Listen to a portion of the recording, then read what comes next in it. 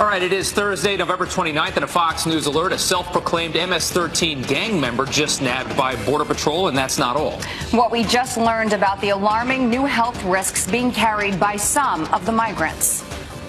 My testimony was laughed at, they yawned at it, but they would not accept when I told them that, in fact, I never met Assad. The tables could be turning on Robert Mueller after one of his latest targets lawyers up.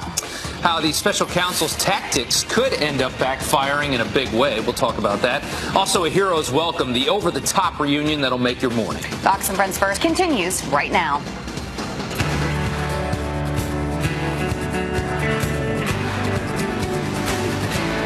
I immediately think of Rob Schmidt. Don't start. It's too early. It's just too early. Good morning. You are watching Fox and Friends First on this Thursday. I'm Jillian Mealy. I'm Rob Schmidt. Thanks for getting up early with us. She's already starting. Straight to a Fox News alert. Border agents arresting an MS-13 gang member that's been traveling along with the migrant caravan. This as Fox News exclusively learns of serious health risks being carried by some of those migrants. Griff Jenkins is live in Tijuana, Mexico. Good morning, Griff. Good morning, Jillian and Rob. Yeah, his name is Jose Villalobos Jobel. He's a 29-year-old Honduran traveling with the caravan, the 2,000 migrants in Mexicali. He was apprehended at the Calexico, California port of entry, and he is very much a part of that very dangerous MS-13 gang. In fact, the Customs and Border Protection issuing this statement saying Villalobos confirmed his story of his gang involvement and intent on entering the United States illegally. But, Jillian, that's not the only risk, as you mentioned, these health issues. The spokesman for Tijuana's health department, Raimundo Aguilera, tells me that they have treated 2,267 migrants so far. Over 60% have respiratory infections. There have been 3 confirmed cases of tuberculosis, 4 cases of HIV/AIDS, 101 cases of lice, 4 cases of chickenpox, and they are very much concerned about hepatitis because of the very unsanitary conditions here. There's only 35 bathrooms for 6,000 migrants in a space intended for 1,000. We talked to one of those migrants, Marco Munoz, who says he feels like he was lied to by the organizers from the beginning, and he's worried now this group is headed for a breaking point. Listen. They lied to us from the beginning. So most of these people are disappointed, and getting frustrated at the time. So as you can see, every day that passes, it's more and more people that are coming. So there's going to be a point break where they're just going to say, let's run in there, And compounding the problem this morning, Rob and Jillian, as you can maybe see, it's raining now lightly, but at times it's been raining hard. And so the migrants, in addition to all of these problems, will be wet and cold. It's expected to rain most of the day, guys. After about a 2,000-mile walk. Yeah, that is a tough time there. Griff, thank you so much. A key witness in the Russia probe now intending to file a criminal complaint against Robert Mueller, just as a top Democrat demands President Trump sit down with the special counsel. Todd Pyro joins us live with the latest developments as we get a look at the president's written answers to Bob Mueller. Hey, Todd. Hey, guys. Good morning to both of you. In the latest shocking twist in the Russia probe, conservative author Jerome Corsi with a bombshell that he plans to go after Robert Mueller and his team in the courts. What the special prosecutor is asking me to do is accept a fraudulent plea, which I am going to have my attorneys file criminal charges on with the Department of Justice. My experience made it clear to me that the political criminals are running the Department of Justice and Mueller's prosecution. They misbehaved, and they accused me of being a liar and a fabricator. Yet undeterred, Democrat Adam Schiff calling for President Trump to sit down for an in-person interview with Mueller, saying the president's written answers weren't enough. There really needs to be a live interview with the president because you need to be able to ask follow-up questions in real time. All this coming as leaks of those written answers are coming out, specifically 2 key points. 1, President Trump telling Mueller that Roger Stone did not tell him about the Clinton WikiLeaks documents, and 2, that Trump wasn't told about the 2016 Trump Tower meeting with that Russian lawyer claiming to have dirt on Hillary Clinton.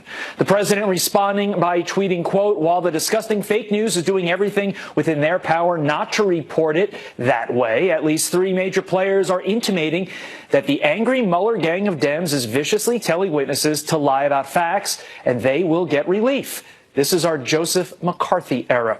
As for Paul Manafort, there are reports that Manafort reportedly gave untruthful statements to Mueller about his relationship with a Ukrainian associate, leading to the end of his plea deal and leading the president to say a pardon for his embattled former campaign manager is, quote, not off the table, guys. All right. Thank you very much, Todd. Okay. All right, along the same lines, Roger Stone, the former Trump campaign advisor in the midst of Bob Mueller's investigation, is adamant that neither he nor Jerome Corsi had prior knowledge of WikiLeaks' plan to release those emails taken from John Podesta. But he says they're being targeted because they support the president.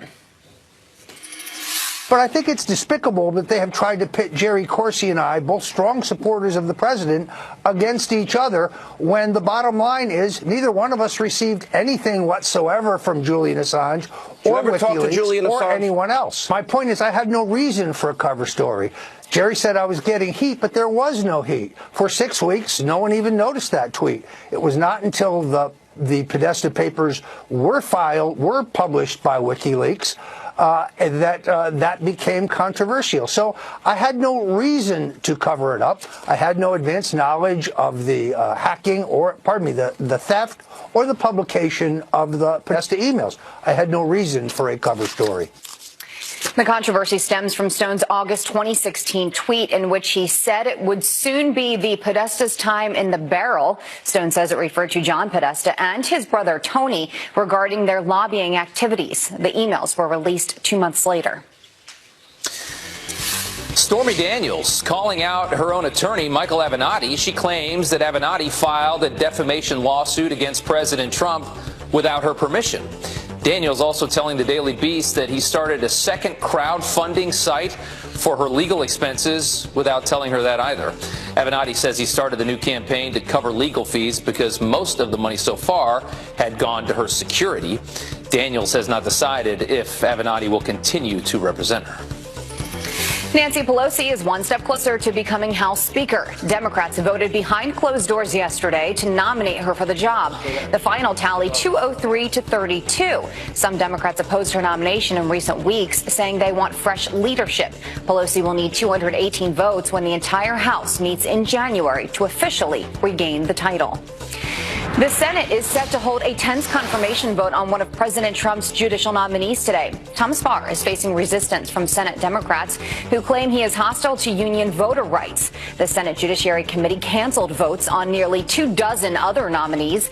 This amid outgoing Senator Jeff Flake's pledge to oppose all court picks until he gets a vote on a bill to protect special counsel Robert Mueller.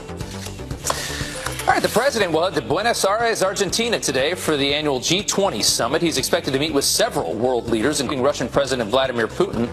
According to the Kremlin, they're going to discuss anti-terrorism efforts, Syria, and North Korean denuclearization. President Trump will also hold talks with Chinese President Xi Jinping over this ongoing trade war. A lot of big meetings.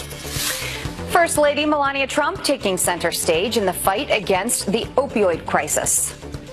We must commit to removing the stigma of shame that comes with addiction and helping change public opinion so that people find evidence-based treatment before it's too late. The First Lady calling the opioid epidemic the worst drug crisis in American history during a town hall at Liberty University in Virginia. She also addressed bullying on social media before the crowd of 13,000 students. Oh, blast off. Today, NASA plans to announce partnership with U.S. companies to take America back to the moon. That news conference is scheduled for 2 o'clock this afternoon. The last time American astronauts landed on the moon was with the Apollo 17 mission. That was back in 1972. It's been a big week for the space agency. On Monday, they successfully landed that InSight lander on Mars that you see there. That was a great moment. Cool. Yeah. It is 9 minutes after the hour. President Trump vowing to secure our border and build that wall, even threatening a government shutdown over it. But will Congress budge on funding? Republican strategist Kimberly Klacik says not if Democrats keep moving the goalposts, as she explains next.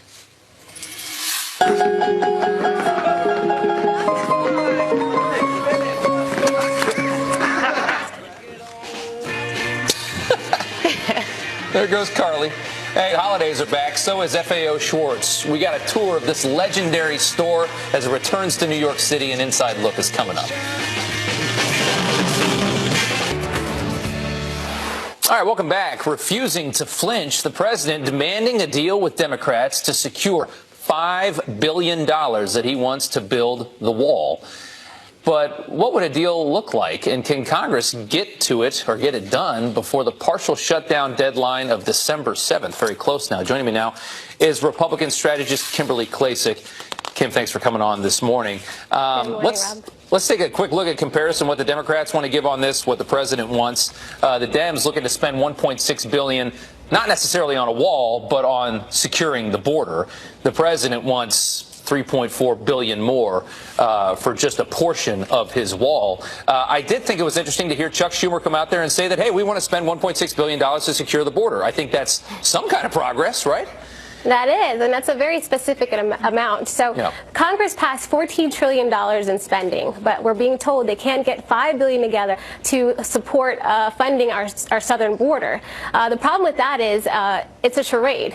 The only way I can explain it is to break it down by dollars. So in the fiscal year of 2019, we'll spend $4.4 trillion. $1.2 trillion of those dollars goes into a discretionary spending fund. Half of that goes to the military, the rest goes to domestic programs. So we do have funding there. We also have $111.4 billion sitting aside in an emergency fund that isn't even included in the budget. Half of that, or more than half of that, goes to spending money overseas to fund wars and everything that we have going on over there. But we do have money there. Now we have the Departments of Education, Departments of HUD. We have all these departments that end up with $18.7 billion in emergency funding. So we do have money there. So the problem isn't about money. This is about Democrats and anti-Trumpers sticking it to Trump so he doesn't do his job, which is fulfill his campaign promises. Yeah, well, we know the Democrats hate the idea of the wall. They despise the idea of the wall. The president's been doing the rounds, speaking to a lot of media that's not necessarily friendly to him. He had a Politico interview. He had a Washington Post interview. I'm going to pull a quote here from that Politico interview. I'm going to read it to you. This is in regards to maybe putting together a deal between DACA and the wall, which is something that we saw almost come to fruition maybe a year ago, and then it fell apart. The president saying if the court rules in favor of Obama regarding deferred action for childhood arrivals for DACA, having that right for the DACA, it's going to be a disaster because we will get nothing. We will get nothing done. The president is hoping that when the Justice Department takes DACA to the Supreme Court, that they will rule that you can't protect these kids. And then he can use that as a bargaining chip to get his wall. What do you think the chances are that the Supreme Court rules against DACA and in President Trump's favor? Well, I'm not sure if they will rule in favor of Trump, unfortunately, in this situation. But I do think that the Democrats here, they're playing a political game, too. This is all about leverage for either side. The president even said he doesn't want to see DACA recipients go, but he does need that leverage to ask for his money for the wall. And he's just asking for a physical boarding wall. He's not even talking about all the money that we really need to secure the southern border. Yeah. Well, here's another $1 million question that a lot of people ask is whether or not either party really wants to solve this problem. Because every political party needs a reason and needs a way to drag their voters up off the couch and go vote on a cold Tuesday in November. And this is one way that they get that done. What do you think? Yeah, this is definitely, it's a political game. It's unfortunate because DACA recipients and so many families, their lives hang in the balance here, but they're going to keep kicking this can down the road because they don't. Like you said, this is all about votes and elections, and this isn't really about the American people or those that are here now as DACA recipients. This is about them and their political gain. Well, you look at the numbers here. When you ask people, most people don't want open borders in this country, but also most people do want those DACA kids protected. So it makes you wonder where this goes with the Supreme Court and what happens here. The Justice Department does intend to take that to the Supreme Court at some point here in the future. We're going to have to see what happens. Kimberly, thank you so much for your time this morning. We appreciate it. Thank you, Rob. Thanks. All right. 17 minutes after the hour, sliding sales, how Dick's Sporting Goods gun ban just backfired. We're going to talk about that. And also Dunkin' Donuts spreading holiday cheer. Look at all this junk food we got over here. And look at these 5. I'm going to join them coming up next. Stay tuned. All right, welcome back. An illegal immigrant drug mule is behind bars after being deported from the United States 8 different times. Jose Salazar Aguilar, sentenced to nearly 6 years in jail without parole after a DUI and resisting arrest. The Honduran national was also found without a insurance and a license. He pleaded guilty to entering the country illegally back in May. The 34-year-old was deported in 2013 for a different DUI, along with 7 other times for the delivery of heroin into this country. Look at that. Over 250 prisoners are being investigated for allegedly stealing more than $500,000 from troops in a dating app scam. Navy investigators busting the South Carolina extortion ring that victimized 442 service members since 2015. Authorities say the inmates posed on dating apps as underage women, duping soldiers into wiring cash after sending explicit photos.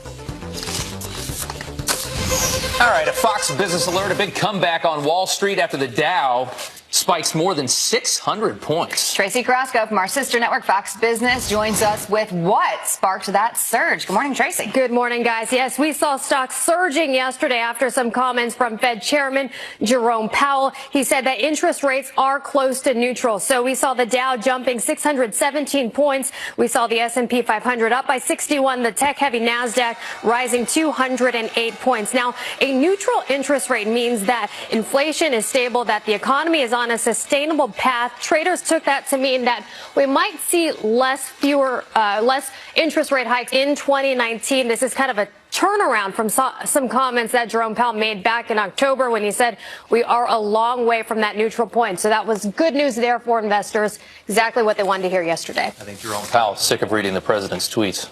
Yes, and what we want to hear today is what's happening at Dunkin'. Dunkin' Donuts, they've got their holiday menu, and we have some of the goodies to sample here. We have the Santa's donut. You can see it looks just like Santa's belly. It has. Is that what that is? Yes. I ate part of Santa's belly. Yes, so there it is. Full of jelly? With a munchkin in the middle. Yes. Let's show So it's a 2-for-1 there. We also have a vanilla frosted with the mini. Try it out. I want to show it. With mini Hershey Kisses, vanilla frosted. And then we have some holiday coffees. We have cinnamon sticky bun coffee, white chocolate coffee, as well as some cinnamon cream cheese for the bagel. So lots of goodies at Dunkin' Donuts. No. But he has a bowl full of. Well, doesn't he have a tummy with a bowl full of jelly? You know what he does. That could be a munchkin that's filled with jelly. 29. I hadn't heard that, Janice. I thought his belly was full of cookies like a from bowl all the full kids. of jelly. Yes, I think that's right. Not like a bowl full of jelly. Dunkin', you should put jelly in your donuts if this is Santa. Eat a munchkin. They should have jelly without the munchkin. Eat Santa's belly. I just want to They have jelly-filled munchkins, don't they? All right, nobody can hear anything because we're all talking at the same time. We're going to eat all this stuff. It is 24 minutes after the hour. A dash cam capturing the moment a state trooper is nearly hit head-on by a semi. More of this incredibly close call coming up. And an alarming health alert on members of the migrant caravan. Dr. Nicole Sapphire joins us next with the illnesses that some have right now, and she joins us, and maybe she's just here for the food. I don't know. Welcome back. You're watching Fox and Friends First. Investigators searching for answers after finding the body of a missing North Carolina teenager. This is the outcome that we all feared that was going to happen. We will not stop until we find the person or persons responsible and we bring them to justice. Well, the FBI says they found the body of Hania Aguilar in a pond 10 miles from her home where she was abducted earlier this month. Witnesses say a man forced her into a car and then drove off. There's a $30,000 reward for any information that leads to an arrest. Well, Twitter CEO Jack Dorsey back on the hot seat after concerns that he may have lied under oath. At the Federalist, reporting House lawmakers are reviewing his September testimony after Twitter banned a conservative commentator this week. Meanwhile, the CEO of Google is expected to testify next week over concerns that his company could be biased against conservative users. Let us know what you think about that. Well, President Trump's long-awaited peace deal in the Middle East may soon be unveiled. Israel's ambassador to the United Nations saying that the White House intends to roll out its proposal early next year before Israeli elections could happen early summer.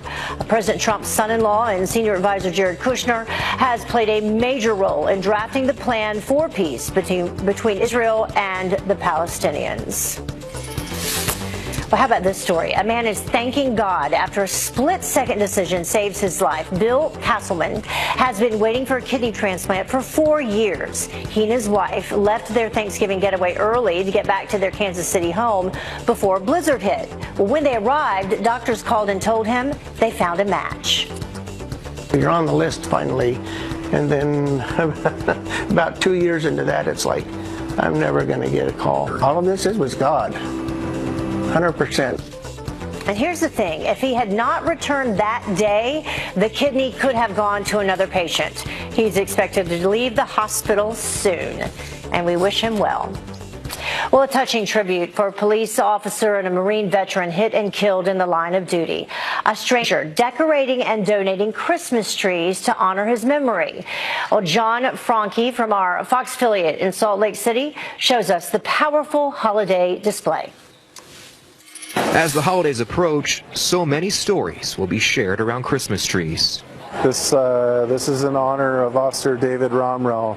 These trees, decorated in honor of fallen South Salt Lake Police Officer David Romrell, are inspiring people to tell theirs. You guys do too much, so thank you. Thank you. The display was donated by a woman with no connection to Romrell or South Salt Lake Police. Last few days have been rough. They've been a roller coaster of emotion. The gesture helping relieve some of that tremendous grief. That outpouring has been heartfelt, and it's been incredible. He hugged scores of people who shared how they're personally affected by this tragedy. I just lost a nephew in Afghanistan. So. One of those, a man who knows all too well what Romrell's friends and family are going through. What was his name? This is Brent Taylor, my nephew. There's no cure for the pain this tragedy has caused. Just reminds you of what's important in life. Absolutely. But in this dark time, these trees offering a glimmer of light and hope. We definitely had, unique bonds that I served in the Marine Corps before I got into law enforcement. Helping strangers heal together. It's my privilege. Well, the Kremlin now confirming that Vladimir Putin will meet with President Trump on Saturday after the president hinted that he may cancel over Russia's clash with Ukraine near the Black Sea. Should he confront Putin over Russia's brazen attack on one of our allies? Here to weigh in, former CIA station chief who has served in Moscow, Iraq, and Pakistan, for our Fox News contributor, Daniel Hoffman. Thank you so much for joining us. We appreciate it.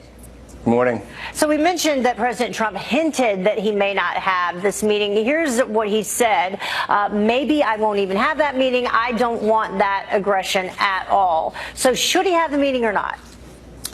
Well, I think he should have the meeting. Let's remember that Russia fired upon and seized 3 Ukrainian vessels in violation of international law and a bilateral treaty between Russia and Ukraine. And then at the height of hypocrisy, even by Russian standards, they blamed the government of Poroshenko for causing a provocation. I think there's no question that the United States needs to take the lead in responding with concrete countermeasures. But before we do so, I think the president should issue a public rebuke of Putin, and no better place to do it than the G20 summit. And so what should the U.S. do in response? Well, I think there's a variety of options open to us. Certainly we can sanction Russia some more. We can consider deploying NATO contingents to the Black and Azov Seas to enforce free transit in those very strategic waters. We can consider the provision of lethal maritime assistance and material and equipment to Ukraine. What does that mean, lethal maritime assistance? What is that? We could shore up their naval defenses. The Trump administration, in contrast to the Obama administration, took a concrete measure by providing Javelin anti-tank weapons to Ukraine, and we might be able to augment their naval capability so that they can enhance their deterrence against the Russians. And the last thing I would say is we need to argue our points in the public sphere as well, and highlight to Putin's own people that Vladimir Putin is causing great problems for his own economy by mounting this sort of aggression on his neighbor. What about U.S. troops? I think in this case, certainly it's worthy of a discussion about whether we want to put any boots on the ground in Ukraine. We have trainers there assisting the Ukrainians with those Javelin anti-tank systems. But I I would think that maybe a NATO contingent might be the right way to go. Certainly some discussion is worthy in this case. Yeah, and in terms of other countries at the summit, how should they get involved, or how will they get involved in these discussions?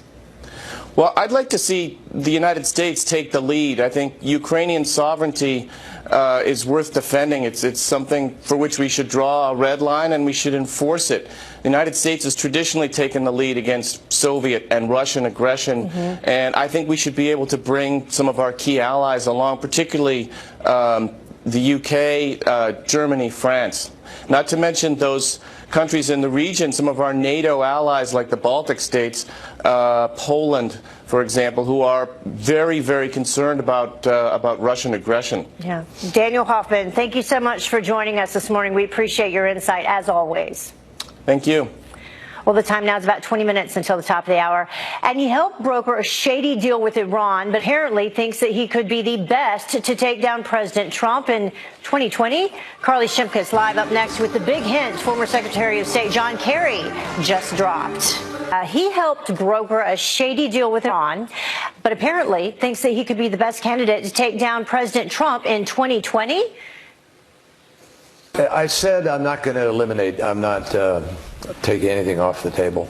I haven't been running around to the most obvious states, laying any groundwork or doing anything. Yeah, I'm going to think about it. I've said that point blank. Carly Shimkus with Fox News Headlines, 24/7 Sirius XM 115. Here with reaction to the potential run from former Secretary of State John Kerry. Good morning. Hey, good morning, Heather. So the former presidential candidate may be interested in throwing his hat back in the ring, saying issues like climate change and foreign policy are too important for him not to consider it. Now, Kerry adding his name to an already large pool of people, including Bernie Sanders, Joe Biden, and Beto O'Rourke, and this becoming a major talker on social media. One Twitter user wants him to take his name off the table. Another Twitter user, Ed, says, well, pretty much everyone is running for president in 2020. And Liz also chiming in saying, appreciate the help, but let's get someone new. President Trump actually encouraged Kerry to run in September, suggesting on Twitter that he would be easy to beat. Yes, he has suggested several names for them. Right. Let's talk about the White House Christmas decorations, because I think they're beautiful. Okay.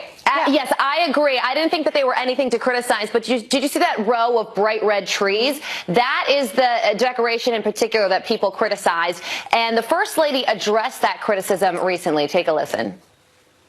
We are in 21st century and everybody has a different taste. I think they look fantastic. I hope everybody will come over and visit it.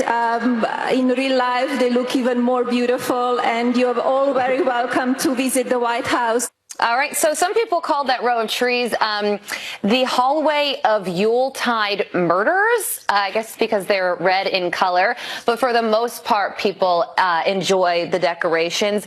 Jeff saying they look absolutely perfect. And then another Twitter user chiming in saying, once again, our First Lady shows her elegance, poise, and character. So some high praise. I don't know. A lot of people saying it's also just another example of no matter what happens, they'll have some sort of criticism. Bingo. Well, let's talk about the Arizona Cardinals, Larry Fitzgerald honoring John McCain. Yeah, that's right. So he has a special pair of cleats that he's going to wear this coming weekend, and they honor both John McCain and Pat Tillman. This is part of the My Cleats, My Cause initiative that the NFL runs every year.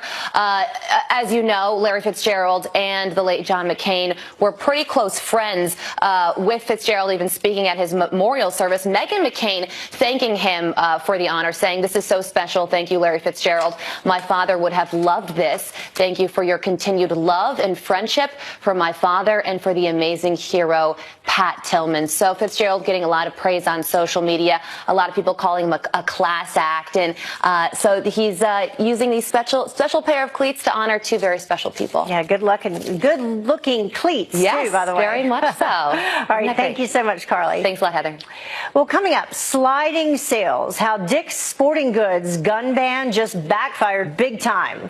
Plus, President Trump ready to reach across the aisle on some key issues. Democrats will come to us with a plan for infrastructure, a plan for health care, and we'll negotiate.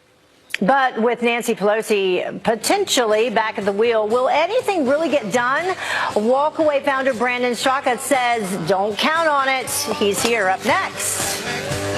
After the Dow spikes more than 600 points, Tracy Krosko from our sister network, Fox Business, joins us with what sparked the surge. Good morning. Good morning, Heather. Yes, we saw stocks surging yesterday following Fed Chairman Jerome Powell's comments yesterday about the interest rates. He said that they are close to neutral. Now, a close to neutral interest rate means that inflation is stable, that the economy is on a sustainable path. And traders took this to mean that maybe we will not see as many interest rate hikes in 2019. Of course, this is kind of an about face from comments he made back in October when he said we are a long way from neutral. So you did see the numbers from yesterday. We saw gains on the Dow of 617 points. The S&P 500 jumped up by 61 points. The tech-heavy NASDAQ up by 208. Now, the only thing that might derail this rally that we're seeing, of course, the upcoming G20 summit in Argentina. President Trump set to meet with China's president to talk about trade. Yeah, several big issues expected to come up there. Let's talk about Dick's Sporting Goods. Warning about a gun policy. There's a backlash big time for them, though. Yes, sales at Dick's Sporting Goods have dropped in the last 3 months. This as the store faces some backlash following its tighter gun sale restrictions. You can see sales revenue down 4.5% to $1.86 billion. Now, back in February, Dick's raised the age that you must be 21 to purchase a gun. They also said they'd stop selling assault rifles, this following the school shooting in Parkland, Florida. Dick's also saying that they would consider stop selling hunting equipment and supplies in order to switch that out with higher profit products. All right. Tracy Krosko, thank you so much for joining us this morning, Thanks. as always. Well, let's talk about President Trump offering to work with Democrats as they prepare to take control of the House. We have a much easier path because the Democrats will come to us with a plan for infrastructure, a plan for health care, a plan for whatever they are looking at, and we'll negotiate. But are Democrats interested in anything but resistance? Brandon Straka is the founder of the #Walkaway campaign, and he joins us again. Nice to have you back with us. Great to be back. Thank you. So what about that? I mean, Donald Trump, the art of the deal, he's a deal maker at heart, but he has to have the other side of the aisle willing to negotiate. Do you think Democrats are willing to do that? Sadly, no. I don't think that they're willing to do that. Again, it's like a broken record. Resist, resist, resist. And it doesn't matter what the man puts forward. Here he is offering, let's have bipartisan support on certain of these issues that are good for all Americans. I mean, many of them aren't even controversial, but Democrats want to resist because it's about demonizing this administration again and again. Let's talk about some of those specifically. We can bring up immigration, ways that he's been willing to work across the aisle, some examples of backed compromise bill.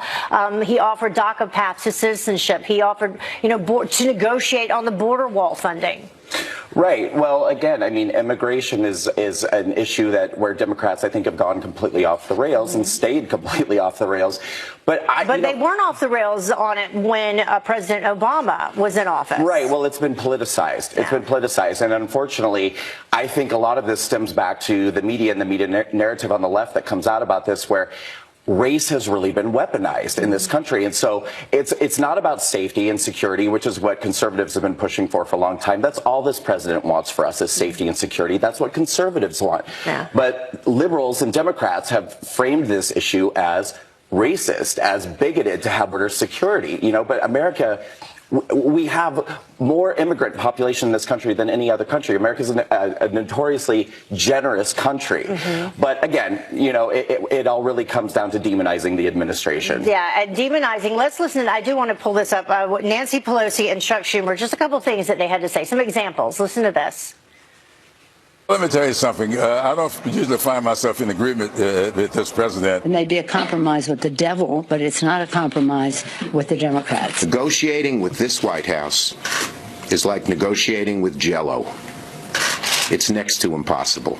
A compromise with the devil, negotiating with Jell-O. Right. And these are wasted opportunities, I think, that where we are right now, because again, we have a president who isn't even really a staunch conservative Republican. I mean, this is, for all intents and purposes, a pretty liberal Republican And Republicans guy. were worried about that before he took office, that he would work too closely with Democrats. Right. I think it's a very sad, wasted time that we're in right now, this era, because this really is a time where I think Americans could be coming together. We have a president who I think really sort of represents both sides.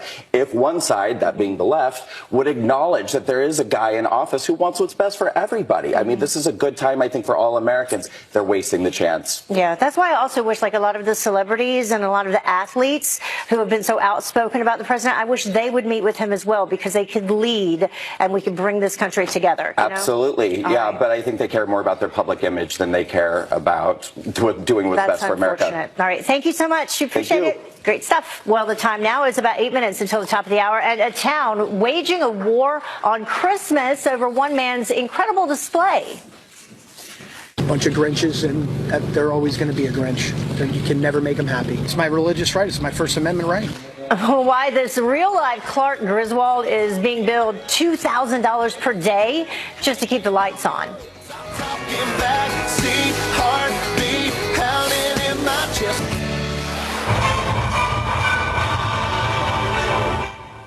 A Christmas controversy, a New Jersey town demanding that a couple pay $2,000 a day for this incredible light show that is at their home. A bunch of Grinches, and they're always going to be a Grinch. You can never make them happy. It's my religious right. It's my First Amendment right. It's a lot of lights, and Tom Apruzzi's neighbors say that his annual Christmas light display is drawing so many people that their neighborhood is becoming unsafe. The town now demanding that he pay for extra police security. Apruzzi started a fundraiser to cover the cost, but he refuses to turn off the lights. I think they look pretty cool. I don't live in the neighborhood, though. Well, in other news, completely switching gears, 16 U.S. postal workers are staring at some jail time for wanting to make some extra cash. They were sentenced for accepting bribes as low as $250 to deliver cocaine in Atlanta. Federal agents posed as drug dealers nabbed the mail workers after recording their deals. Each worker will serve between 3 and 9 years behind bars. Well, finally, enough time for the good, the bad, and the ugly. Up first, the good. And we are proud to report that Fox News is the most watched network on cable for the 29th straight month. Nielsen Media Research says Fox averages 1.5 million viewers every day and nearly 2.5 million during prime time. And a big thank you to all of our viewers. Thanks. Now the bad, a cyclist narrowly escaping this oncoming train. Some chilling video showing the moment the biker goes across a crossing in the Netherlands as the speeding train barely misses him. A rail safety agency posting the video to show the dangers of unguarded crossings. And finally, the ugly. Police are searching for an Amazon driver who hit a parked car and then just took off. The man making a delivery outside a home in Tampa, Florida, after smashing the parked car. He checked out the damage before scurrying back to his vehicle and then driving right off. Well, that wraps up this hour of Fox and Friends First today. Have a great day. Fox and Friends First continues right now. Bye-bye.